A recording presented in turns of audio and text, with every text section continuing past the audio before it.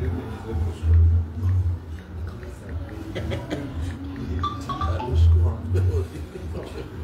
les armes d'énergie.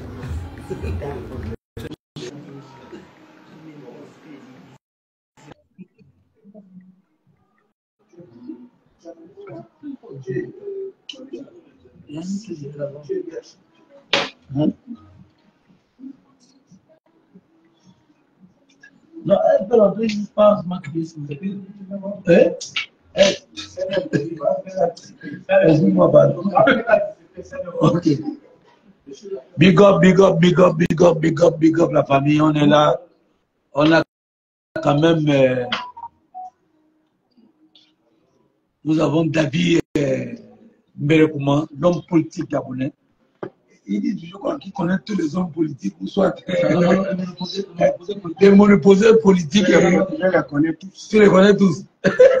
Un seul qui peut dire je ne le connais pas. Ah bon, hein? Du Bovin de Moutassou, en passant par l'actuel Premier ministre. Ouais, ouais. En passant par Blaboy, la machine. Ouais. Je les connais tous. Ok. Ali Bongo Lima, encore mieux. Ouais. Donc, il n'y a personne qui peut s'échapper des mains d'arriver. Voilà. Je les connais tous. Ok, d'accord. Bon, l'occasion faisant le larron, est-ce que tu peux me dire quelque chose à propos du Blaboy, parce que je comprends qu'il y a un rebondissement sur l'affaire du Blaboy. Qu'est-ce qui se passe exactement?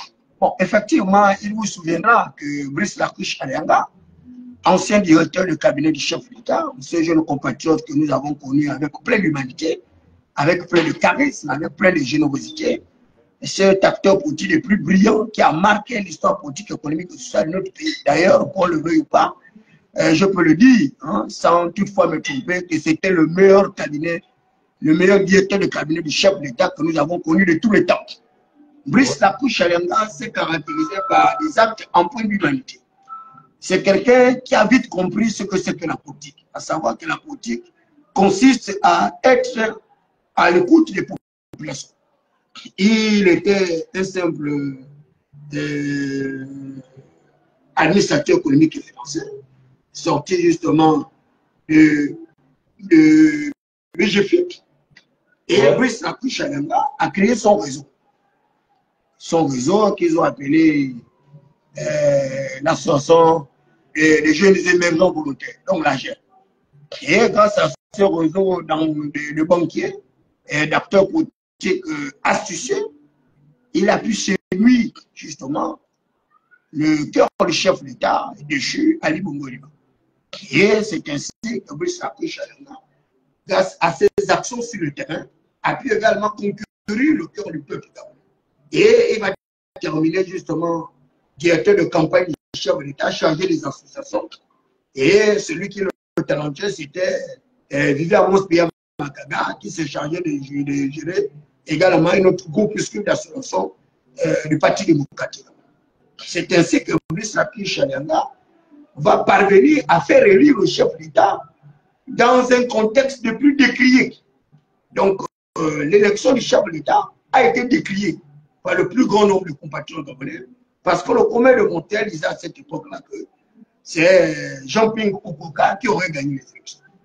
Et Brice Lacouche Alianga va être au cœur, justement, de la réélection du chef de l'État, en appelant à l'ensemble, justement, des acteurs politiques étatiques au ressaisissement. Parce que la ville brûlait et le général de Mapal ne me le démentira pas. Et c'est Brice Lacouche Alianga qui va sonner le glas par une alerte des ATB consécutive à une marche. Et grâce à cette marche-là, eh bien, il va demander le ressaisissement du peuple gabonais, de sauvegarder l'essentiel qui était la paix, la concorde, l'unité, cette table qui nous a toujours caractérisés. Et c'est ainsi que beaucoup d'acteurs politiques vont faire cirque en acceptant cette main tendue. Et c'est ainsi qu'Ali Bongo Lima va s'asseoir justement pour son deuxième mandat à la tête de notre pays. Et par reconnaissance, Ali Bongo Lima, sachant bien que tous ses soutiens l'avaient abandonné pendant cette période et que Brice Lacouche Alianga s'était caractérisé par son courage, cette dextérité qui manquait justement à l'ensemble du soutien d'Ali Bongo Lima, Ali va le nommer d'abord directeur général de la CENI, Société nationale de navigation intérieure. Ensuite, il va être nommé directeur de cabinet du chef d'État. Et lorsque Brice Lakou Chalanga va arriver directeur de cabinet du chef d'État, il va débouler un programme. Le programme qu'il a qualifié de l'or jaune. Donc, la lutte contre les privilèges indus, l'égalité des chances pour tous les Gabonais, la lutte contre la corruption, et Brice Lakou Chalanga va mettre un véritable empire. Donc la GEF va prendre une dimension encore plus glorieuse parce que Brice Lakou Chalanga va nommer plusieurs personnes. Tous les malfamés des quartiers sous-intégrés, vous les connaissez très bien, ces fils de prolétaires, sans véritable intelligence, sans véritable profil qualificatif d'emploi, sans diplôme, certains vont se retrouver comme ça, par enchantement, par extraordinarité, comme maire, comme député, comme sénateur, comme conseiller du président de la République, chef de cabinet, et nombreux vont bénéficier de la générosité, voilà, ministres vont bénéficier de la générosité de Brice Lakou Chalanga. Malheureusement, cette période également de la survenue de Brice Lakou Chalanga à la tête de la direction générale du cabinet du chef de l'État va entraîner beaucoup d'appétits gourmands. Vous connaissez les extrémistes téqués, vous connaissez leur appétit gourmand du pouvoir, avec d'autres conspirateurs, délateurs et calomniateurs, contemplateurs du pouvoir, vont une fois de plus lancer l'assaut contre Brice Lakou Chalanga. Et sans compter la cohorte justement de l'autre côté, donc le Bénin, les adeptes du vaudou, le vaudou qui a été rejeté d'ailleurs en Égypte par Moïse, ces gens-là vont constituer des véritables entraves pour détruire la trajectoire progressive de Brice Lakou Chalanga. Et moi, David Mbelakouma, qui vous parle, je dis je suis un interlocuteur privilégié. Ali Bongo Oniba va aller à Riyad en Arabie Saoudite. C'est moi, David Mbelakouma, qui a le micro au siège du Parti démocratique gabonais pour aller venir faire le bilan du processus électoral qui avait été enclenché, c'est-à-dire les élections locales et législatives. Malheureusement, les élections législatives et locales vont être boycottées par le notable Kemo, cet acteur politique le plus décrié. Et je l'avais toujours dit que Jean Yegendon est une femmelette. C'est un acteur politique qui n'a pas d'ambition. Non seulement il n'a pas d'ambition, mais il ne respecte jamais ses engagements. C'est lui qui va lancer le boycott électoral, qui va permettre d'ailleurs au Parti démocratique gabonais d'avoir une chambre bicaméral monocolore. Et c'est ainsi que le PDG va regenter l'activité politique, économique et sociale de notre pays pendant ces 14 années. Malheureusement, Ali Bongo Nibaba à Riyad en Arabie Saoudite, en bonne santé, moi je suis témoin. J'ai reçu ce jour-là pour ma prestation de 2 minutes au micro une somme de 1 million de francs CFA qui avait été donnée par le chef d'État, par le canal Brice Lakou Chalanga. Et une fois à Riyad en Arabie Saoudite, nous allons apprendre par les médias, par le porte-parole de la présidente de la République à l'époque, Aït Ngouni, que le chef de l'État aurait été victime d'un accident sévère. Disons d'un accident cardiovasculaire. Mais pour les véritables médecins, il a été frappé d'un accident cardio-cérébral. C'est que c'est le cerveau qui avait été atteint parce qu'il y a eu le caillot à l'intérieur du cerveau du chef de l'État. Donc, Ali Bongo Oniba va s'en tirer à bon compte grâce à la dextérité du président du Maroc, mais également à celui de l'Arabie Saoudite, là où il y a toute la technologie, tous les progrès techniques en matière médicinale. Et Ali Bongo Oniba va sortir progressivement du souffrement. Et lorsqu'Ali va sortir progressivement du souffrement, eh bien, la bataille pour la succession va s'encharner au sommet de l'État. Et c'est ici que vous entendez que Brice Lakou Chalanga aurait mis un scénario. La famille, la vidéo attaquée, mettez les cœurs s'il vous plaît. Voilà, donc on lui dira que Brice Lakou Chalanga aurait mis un scénario de sosie et vous verrez Lakou Chalanga dans une Mercedes décapotable avec Ali Bongo Oniba, avec le fils de Mourantieu, Fabrice Andjoua, ouais. Voilà, l'ancien directeur général du budget et la comptabilité publique, et ils vont sillonner la ville pour assurer au peuple gabonais que Ali Bongo Ondimba était bel et bien vivant et que la thèse de Sozi était une seule thèse préfabriquée. Mais le commun de Montagne va tout de même constater une certaine différenciation du prototype d'Ali Bongo Ondimba. Et on aura un Ali Bongo Ondimba tantôt brun, tantôt noir, tantôt 1,90 m, tantôt 1,70 m. Donc, toutes les supputations vont partir de là. Et nombreux sont également comme David Berakouma, qui émettait un certain nombre de doutes sur le véritable Ali Bongo Ondimba à la quête du pays. On va retrouver un Ali Bongo Ondimba et quelquefois très enfant, avec sa gestuelle, avec sa rhétorique, avec sa verbe langagère. On va retrouver également un autre Ali Bongo Ondimba, tantôt fatigué, et tantôt démuni, et tantôt, et jusqu'à présent, on ne sait réellement pas ce qui s'est passé. Mais d'aucuns disent qu'il y a un véritable complot à la tête de l'État. Et ces gens-là vont constituer leur thèse pour neutraliser Brice Lacoui-Chalenga, les extrémistes étaient, avec d'autres conspirateurs, membres de la famille du chef de l'État, jusqu'à ce que Brice Lacoui-Chalenga va se retrouver avec plusieurs chefs d'accusation. On va d'abord le débarquer à la direction générale du cabinet du chef de l'État. Il va devenir un simple ministre et à la fin, ils vont démanteler justement la nébuleuse agébienne grâce au concours des membres influents du Parti démocratique gabonais, avec les extrémistes équés, avec les Béninois au Sénat, avec l'ensemble d'autres cohortes qui gravitaient autour de la succession d'Ali Bongo Ondimba. Et en ce moment-là, Brice Lacoui-Chalenga va se retrouver avec plusieurs charges d'accusation. La première charge d'accusation, il va être poursuivi pour falsification d'un acte de naissance. Il vous souviendra que l'acte de naissance de Brice Lacoui-Chalenga a été établi par des magistrats. Dans une période antérieure, il était enfant. Et vous savez tout comme moi qu'il y a le principe de la responsabilité du fait personnel. La loi dispose qu'on est responsable du dommage qu'on aurait causé à autrui. Imaginez un petit enfant de 2 ou 3 ans, 4 ans, je ne sais pas comment il se serait procuré un acte de naissance, mais nous savons du commun de mortels que Brice Lacoui-Chalenga est gabonais. Il était le père français et c'est le général Ayoun qui avait commencé par démanteler la nationalité de Brice Lacoui-Chalenga. Et d'ailleurs, mon frère Gaël va se retrouver également dans les jours de la prison centrale de Libreville pour avoir été le premier à dire que Lacoui-Chalenga en réalité s'appelait Farjon, qui ne s'appelait pas Lacoui-Chalenga, que son véritable patronyme c'était Farjon. Donc, mais nous savons que Brice Lacoui-Chalenga, effectivement, son père était Farjon, et qui est d'ailleurs mort pendant que Brice Lacoui-Chalenga était en prison.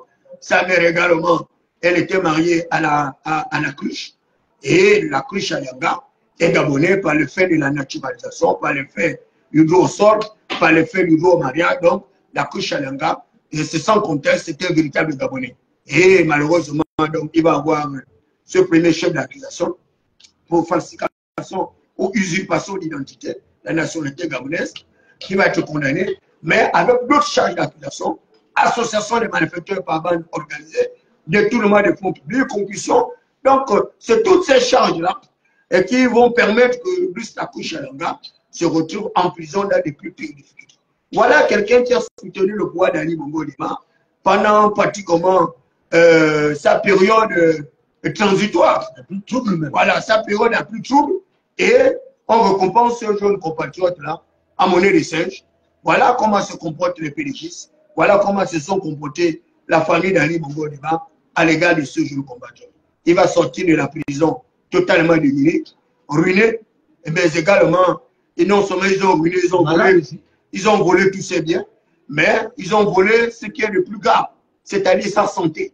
Parce qu'il a vécu les conditions les plus pires, parce que lorsqu'il est sorti de la prison, il m'a fait le privilège justement d'aller chez lui, parce qu'il m'a remercié pour l'avoir soutenu pendant qu'il était en prison, pour avoir fait les directs, pour clamer son innocence, et il m'a expliqué combien de fois il a souffert en prison, en isolation, combien de fois il avait pour compagnon deux cafards avec qui il communiquait, combien de fois il a souffert du martyr pour avoir soutenu la famille Bongo, et Lacoui-Chalenga est sorti avec un début de cancer de gueule, qui est aujourd'hui, c'est un compatriote qui est pratiquement dans une situation de désagrégation sanitaire. Et là, nous apprenons une fois de plus qu'il va encore être convoqué demain devant les tribunaux de la Cour spéciale de justice chargée de la répression des criminels.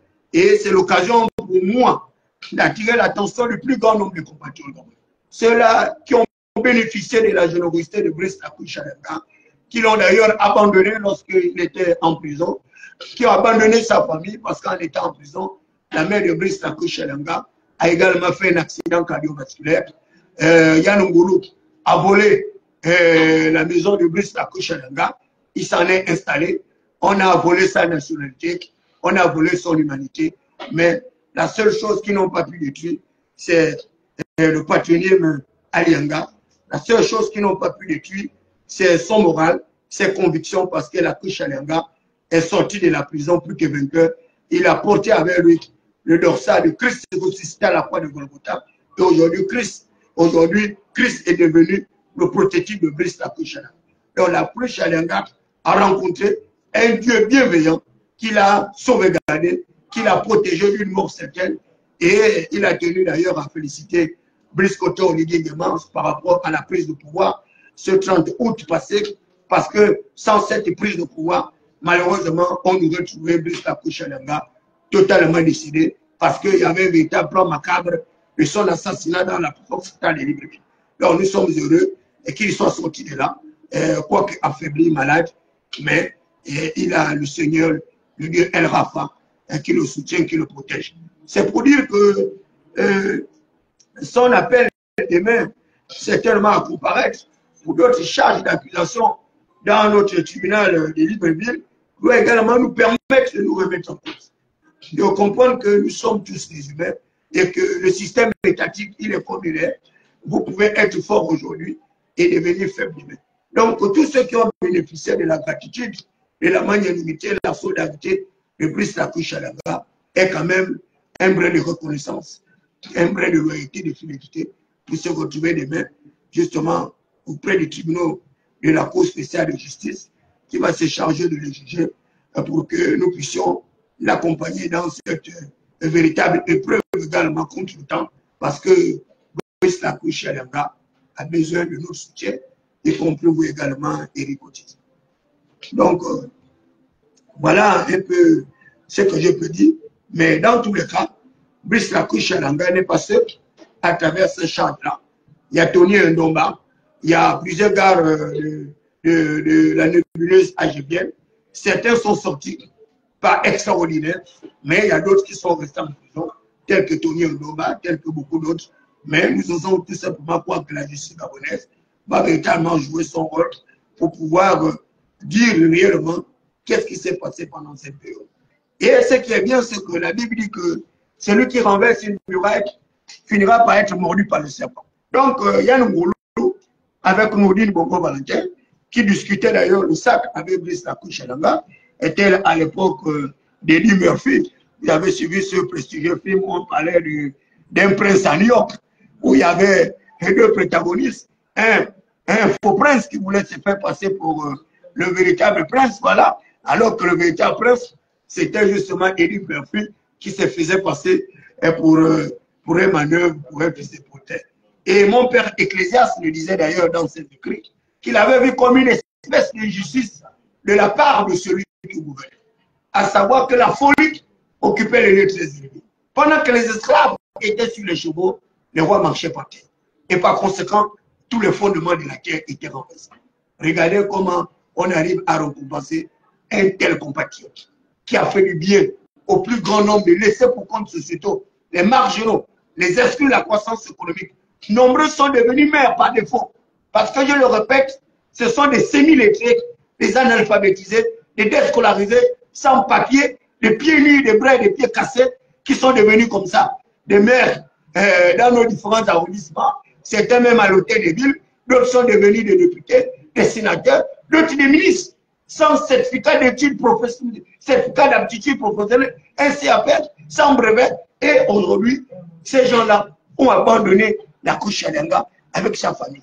On a volé tous ses biens, on a volé sa santé, on a détruit sa famille, mais malheureusement, ils n'ont pas pu détruire l'esprit de la chevalerie, parce que la Kouchalanga est un véritable Gabonais, un Gabonais courageux, un véritable patriote audacieux qui n'a pas fléchi devant la Youtube. Brice la Kouchalanga est resté debout. Il n'a pas trahi son patron Ali Bongo Liba, ce acteur politique le plus médiocre qui n'a jamais respecté ses engagements parce qu'Ali Bongo Liba est le plus pire personnage de l'histoire de notre pays. Voilà un individu qui n'a jamais compris ce que c'est que la gestion du pouvoir. Ali Bongo Liba ne peut pas avoir abandonné la Kouchalanga alors que ce compatriote l'a permis de se maintenir au sommet de l'État. Dans ses plus pires difficultés, la Kouchalanga est arrivée jusqu'à manipuler la Constitution, créer ce qu'on appelait le triumvirat. C'est la Kouchalanga qui a suscité toutes ces restructurations du système étatique pour permettre à Ali Bongo Liba de se maintenir au pouvoir. Parce que Ali Bongo Liba, en étant arrière en Arabie Saoudite, il avait déjà puisé sa grâce, à savoir qu'on devait déclencher l'article 13 qui consistait à interpréter d'ailleurs voilà, le principe justement de la déclaration de la vacance du pouvoir. Mais Brice la Kouchalanga, intelligent et astucieux qu'il était, il était parvenu à corrompre tout le monde. Corrompre la présidente de la Cour consulaire, Marie-Madeleine Mouradio, cette ménopausée politique également, qui est à l'origine de toutes les difficultés dans lesquelles se trouve le peuple gabonais. Si le peuple aujourd'hui vit dans la précarité, la misère, la plus inabjecte au sauvage, c'est grâce à Marie-Madeleine Mouradio. Cette femme sans véritable éthique, sans véritable morale, qui n'a pour moralité que la luxure, l'argent, le confort, le bien-être, alors que le plus grand nombre de compatriotes gabonais vivent dans les conditions les plus macabres. Mais la Kouchalanga, que vous le vouliez ou pas, de toutes les façons, il est sous le sceau de la Providence, l'Éternel des armées, le Dieu El Rafa, ce grand chirurgien, ce grand médecin, saura le tirer d'affaire, parce que l'Éternel des armées, on l'appelle le plus grand avocat, celui le plus grand magistrat. On l'appelle le magistrat suprême au glaive. Et aujourd'hui, Nodine Bongo Valentin, avec Yann Ngouro, ne paye que c'est le mal qu'ils ont fait à Brice la Kouchalanga. Et je terminerai d'ailleurs mon propos en remerciant le général de brigade, Brice Koté Oligui Nguema, qui a sorti le peuple gabonais de cette véritable impasse. Parce que si les pérégistes avaient pris le pouvoir, d'ailleurs, moi, David Iberakouma, j'étais dans la liste de ceux-là qui devaient être liquidés. Et j'avais mis au défi, justement, au Séniosa avec son père. Et je l'avais dit au Séniosa de quitter le pays, d'arrêter de conduire le chef de l'État devant nous, parce que le chef de l'État est gabonais, nous sommes les Gabonais. Il était hors de question que les Béninois viennent s'accaparer de notre souveraineté, qui viennent comme ça, justement, se moquer de nous. Et je lui avais donné 2 semaines de quitter le pays. Parce que s'il ne quittait pas le pays, eh bien, il allait se retrouver dans les plus pires ennuis. Et j'avais prêté serment qu'il allait se retrouver en prison avec Nodine Bongo Valentin, avec Yann Ngouro. Malheureusement, nombreux ne m'ont pas compris. Et le sort en a décidé tel que David Iberakouma l'avait décidé. Parce que si c'est un fils de prophète, eh bien, ils se sont retrouvés en prison. Excellence, monsieur le président de la chef de l'État, excellent monsieur Brice Koté Oligui Nguema, à votre qualité de garant des institutions, à votre qualité de président du Conseil supérieur de la magistrature et en votre qualité actuellement, grâce à la révision prochaine de la Constitution, où vous allez exercer toutes les prérogatives de puissance publique en votre qualité de chef suprême des armées, en votre qualité également de chef de l'exécutif. Je voudrais que vous puissiez faire preuve de justice à l'égard de Brice la Kouchalanga. Ce jeune compatriote a assez souffert comme ça. Il a payé le martyr pendant 4 ans de souffrance dans une des prisons les plus abjectes. On a volé ses biens. Je pense que c'est le moment également de restaurer son honneur, restaurer sa dignité, permettre à ce jeune compatriote de récupérer le peu qu'il puisse récupérer avec un de ses gardes-corps également qu'il avait rencontré, dont on avait tout volé. Ils avaient pratiquement pris tout son argent aujourd'hui. Ce garde-corps-là dort à la belle étoile. Donc, c'est également l'occasion pour vous d'arriver à restaurer la dignité de toutes ces personnes-là, d'arriver à les blanchir pour que ces compatriotes-là puissent continuer à vivre en toute humanité, en toute franchise dans leur pays et que la Kouchalanga puisse continuer à exercer sa fonction justement d'administrateur économique et financier, qui puisse continuer à s'occuper de sa famille et continuer justement à prêcher l'évangile tel qu'il a décidé de le faire. Parce que dans Éphésiens 6:12, la Bible dit que nous n'avons pas à lutter contre la chair ou le sang, mais nous avons à lutter contre les principautés, nous avons à lutter contre les dominateurs, nous avons à lutter contre les esprits méchants. Ce sont les principautés, ce sont les dominateurs, les esprits méchants, les mangeurs de chair, les buveurs de sang, qui ont détruit justement le leadership de Brice Takou Chalanga. Et ces gens-là sont encore présents au sein de la structure gouvernementale, sont présents au sein de nos différentes institutions, ils sont présents au sein de nos corps constitués, ils sont présents au sein des forces de défense et de sécurité. Brice Takou Chalanga est un véritable patriote. Il faut que le général de brigade fasse preuve de retenue prudente, mais également de vigilance, parce qu'il y a des flèches qui sont en train de partir du nord, du sud, de l'est en ouest, les 4 points cardinaux, avec une cible bien déterminée, qui est le chef d'État. Mais nous osons croire que grâce à son système de défense et de sécurité, eh bien, il s'en tirera à bon compte. Mais il faut qu'il suive ses arrières, parce que les extrémistes téqués, avec les pédégistes et les béninois, sans compter d'autres puissances étrangères, feront tout pour arriver à la déstabilisation du peuple gabonais. Mais nous osons croire que le Dieu du Gabon va continuer à préserver ce peuple-là, parce que la paix, c'est l'une de nos caractéristiques, et le Gabon doit continuer à être ce havre de paix-là, et qui constitue justement la différence avec les autres peuples de l'Afrique centrale, avec les autres peuples de l'humanité. Donc, venez nous rejoindre des mecs au tribunal de premier instant de Libreville, à la cour criminelle spéciale. Nous allons apporter notre aide réfléchie à l'égard de Brice Takou Chalanga, et quel que soit le sort, de toutes les façons, ce sont les juges qui décideront. Voilà, merci de votre bien aimable attention. Je suis Thierry Sam David Belakouma, communément appelé le Minotaure de la baie de Cochon, président actif de la jeunesse insoumise, vice-président porte-parole des États généraux du quartier sous-intégré, chargé de la réponse de la coalition août 2025 pour Brice Côté Oligui Nguema. Merci encore. Bon, les internautes me disent ici, est-ce que c'est un monologue ou c'est un débat? Non, mais si avec David Belakouma, c'est pas facile de faire un débat politique avec lui. Parce que c'est quelqu'un. Je suis venu pour lui poser des questions sans vous cacher. Je suis perdu. C'est un plaidoyer qui n'a pas de nom. Voilà. Il avait promis la décision et la mort du PDG. Et effectivement, nous sommes dans la mort du PDG. Le PDG est mort. Le PDG est mort. Vous faites bien le dire. Oui. Je le disais d'ailleurs après la prise de pouvoir de Brice Côté Oligui Nguema. Oui, oui. J'avais demandé voilà. de quitter le Parti démocratique gabonais parce que c'est un parti qui n'avait plus d'avenir. Oui. Et que moi, David Belakouma, j'allais utiliser toutes les méthodes des réponses graduées, des politiques d'Oligui Nguema et de contentement pour démanteler le Parti démocratique gabonais. Et je n'avais besoin de l'aide de personne. Et aujourd'hui, le PDG a été démantelé parce que tous ceux qui sont allés au dialogue ont opté pour une inéligibilité des candidats, des hiérarches, du Parti démocratique. Donc, ceux-là qui ne connaissent pas jusqu'à présent, M. Eric, il faut leur tenir informés. Que les membres du bureau politique du Parti démocratique gabonais, l'ancien secrétaire exécutif du Parti démocratique gabonais, avec leurs alliés, le cercle des libéraux et réformateurs et autres, ne pourront pas participer à la prochaine élection présidentielle d'août 2023. Ils sont disqualifiés. Ensuite, pire pour eux, ils ne pourront pas participer à l'élection locale et législative de l'année suivante parce qu'ils sont frappés d'inéligibilité. Donc, ils ont comme ça 8 ans d'inactivité. Et les plus véreux, ils ont comme ça pour 10 ans. Donc, en 10 ans, ceux-là qui ont fait de la politique, leur mangeoire, malheureusement pour eux, ils vont retrouver une nouvelle classe politique. Et sans cela, M. Rico disait que cette mesure était salvatrice parce qu'elle va permettre d'arriver à un rajeunissement progressif de la classe politique. Certainement, David Belakouma sera le député du premier siège du 3e arrondissement de la commune de Libreville. Pourquoi pas maire ou sénateur?